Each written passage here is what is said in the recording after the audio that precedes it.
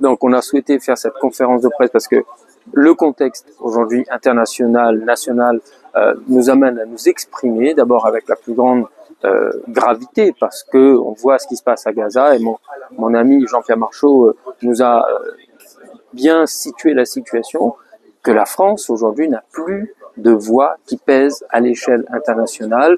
On voit que ce sont deux grandes puissances qui continuent à elles seules de s'exprimer et surtout que la France laisse faire ce qui se passe à Gaza. Il faut le dénoncer et moi je le dénonce avec la plus grande fermeté. C'est ignoble que d'envoyer des bombes sur des écoles, sur des logements et de finalement aller vers l'extermination d'un peuple. Ça s'appelle un génocide et il faut le condamner et c'est ce que je fais dès que j'ai la parole sur le sujet. La deuxième chose, sur le sujet local, la situation économique nous oblige aussi à être très réactifs.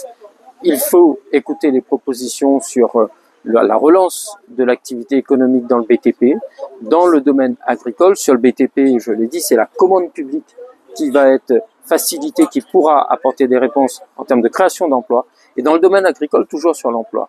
Il faut que, quand nous écoutons les agriculteurs qui nous disent « notre problème, c'est la main-d'œuvre », eh bien, allons, nous tous élus, et notamment les collectivités régionales et départementales, participer à la création d'aides à l'embauche dans le domaine agricole. On va apporter des réponses très concrètes. Voilà très rapidement les deux propositions que j'ai faites cet après-midi.